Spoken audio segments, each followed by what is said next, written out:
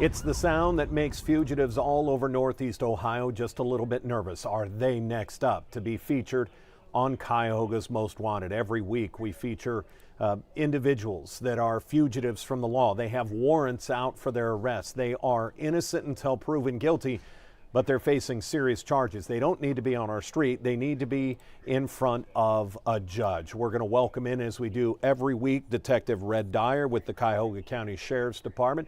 Detective, how are you? Excellent, Dan. How about yourself? Great to have you back. We never seem to have a shortage of fugitives.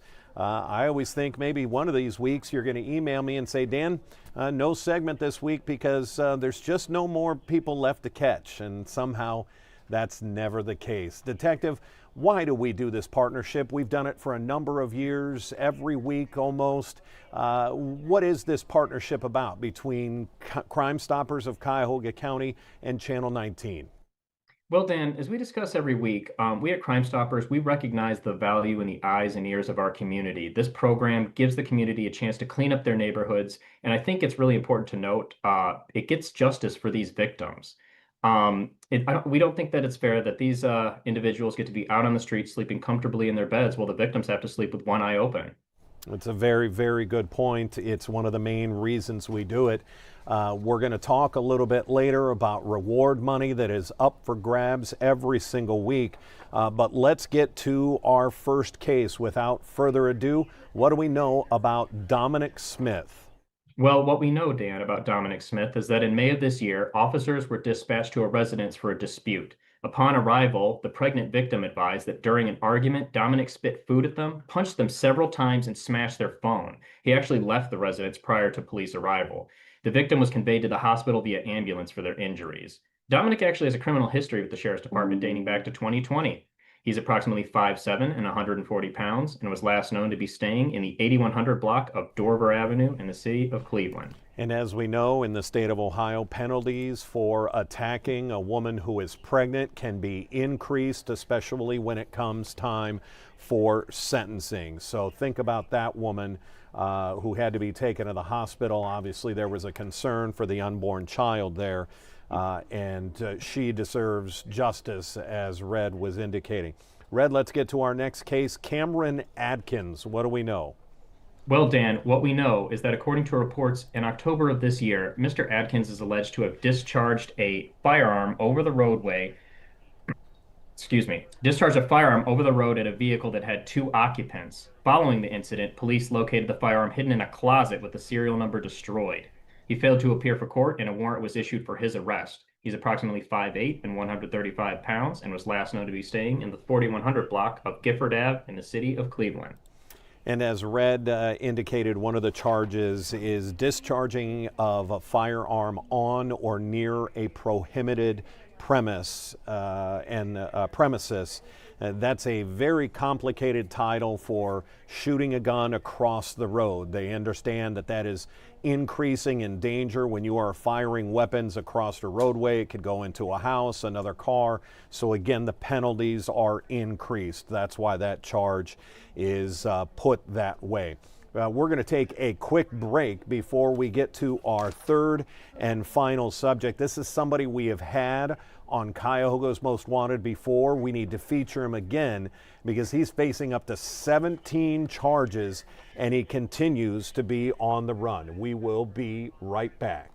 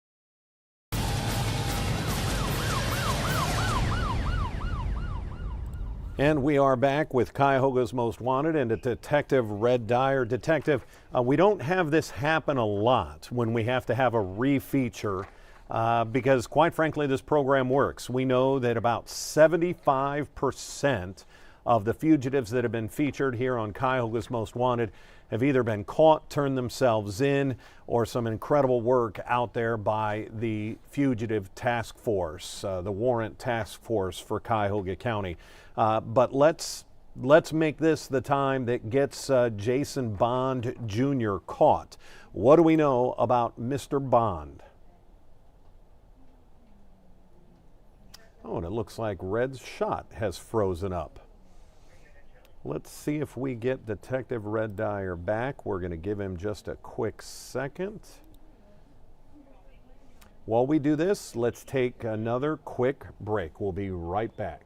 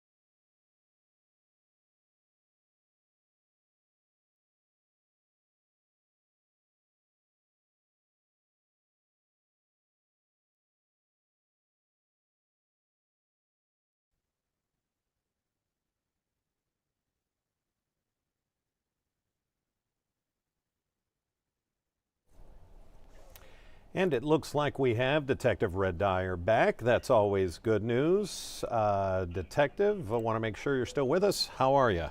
I am, Dan. Sorry about that little That's technical issue here. You know Hey, how that can be. we all love technology, especially when it works well. So, as I was saying, it's not often we have somebody that we have to refeature because we know this program works. About a 75% capture rate, whether directly or indirectly, from being featured here. Sometimes people just grow a conscience. They see themselves featured on Channel 19 and turn themselves in.